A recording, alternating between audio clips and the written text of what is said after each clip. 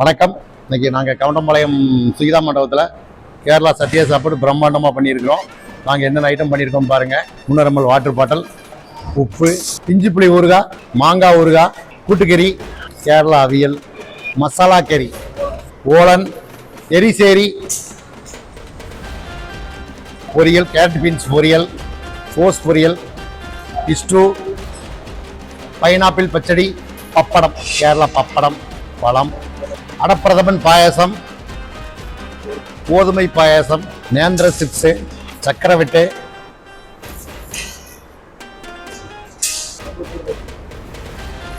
சாப்பாடு, சாம்பார், மோர் குழம்பு, வெள்ளை பூசணிக்காய் மோர் குழம்பு,